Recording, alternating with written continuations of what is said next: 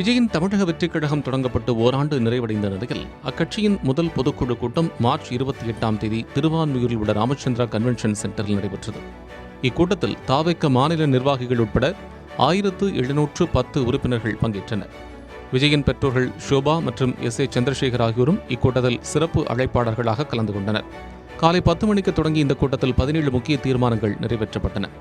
இஸ்லாமியர்களின் உரிமைகளை பறிக்கும் வக்பு சட்ட திருத்த மசோதாவை மத்திய அரசு திரும்ப பெற வேண்டும்.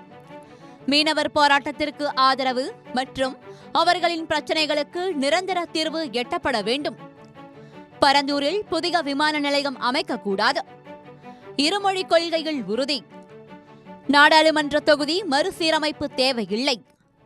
மாநில அரசுகளுக்கு அதிகாரங்கள் பகிர்ந்தளிக்கப்பட வேண்டும்.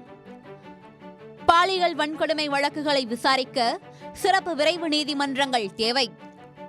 அரசு ஊழியர்கள், ஆசிரியர்கள் மற்றும் பணியாளர்களை நம்ப வைத்து ஏமாற்ற வேண்டாம்.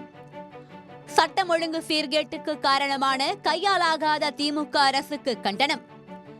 டாஸ்மாகின் 1000 கோடி ரூபாய் முறைகேடு விவகாரத்தில் உரிய விசாரணை நடத்தப்பட வேண்டும். சமூக நீதியை நிலைநிறுத்த சாதிவாரி கணக்கெடுப்புக்கான ஆய்வு நடத்தப்பட வேண்டும். இலங்கை தமிழர் பிரச்சினைக்கு பொது வாக்கெடுப்பே ஒரே தீர்வு. பன்னாட்டு அரங்கிற்கு தந்தை பெரியார் பெயரை சூட்டுக. கொள்கை தலைவர்களின் வழியில் பயணிப்போம். தேர்தல் விவகாரத்தில் முடிவெடுக்க தலைவருக்கே முழு அதிகாரம். கழக புதிய நிர்வாகிகளுக்கு வாழ்த்துக்களும் பாராட்டுகளும். கழகத்திற்காக அயராது பாடுபட்டு மறைந்த கழக செயல் வீரர்களுக்கு இரங்கல் என்று 17 தீர்மானங்கள் தாவேகாவின் முதல் பொதுக்குழு கூட்டத்தில் நிறைவேற்றப்பட்டன. இதனைத் தொடர்ந்து தாவேகாவின் தேர்தல் பிரிவு மேலாண்மை பொதுச் செயலாளரான ஆதவ் அர்ஜுனா தனி தீர்மானம் ஒன்றையும் கொண்டு வந்தார். அதில் இன்று வரையும் மக்களால் கட்சியால் பாசமுடன் தளபதி என்று அழைக்கப்பட்ட நிலையில் இனி வெற்றி தலைவர் என்று ஒரே குரலுடன் அழைப்போம். தளபதி பட்டத்தை இழந்து இந்த பொதுக்குழுவில் வெற்றி தலைவராக தீர்மானமாக சமர்ப்பிக்கிறேன், ஏற்போர் ஆமென்க என்று தெரிவித்தார். இத்தீர்மானம் தொண்டர்கள் ஆதரவுடன் நிறைவேறியது.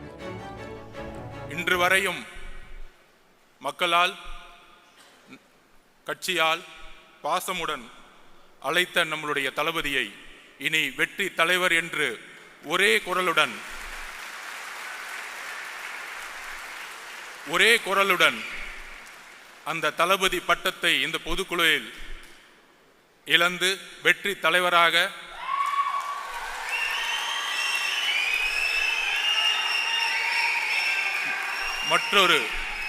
மற்றொரு தீர்மானமாக உங்கள் முன் நான் சமைக்கிறேன்.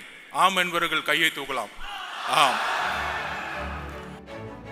கருணாநிதிக்கு கலைஞர், ஜெயலலிதாவுக்கு அம்மா, ஸ்டாலினுக்கு தளபதி, பின்னர் தலைவர், பழனிசாமிக்கு புரட்சி தமிழர், கமலுக்கு நம்மவர் என்பதைப் போலவே அரசியலில் குதித்துள்ள விஜய்க்கு அக்கட்சியினர் வெற்றி தலைவர் என்று பட்டம் சூட்டியுள்ளனர்.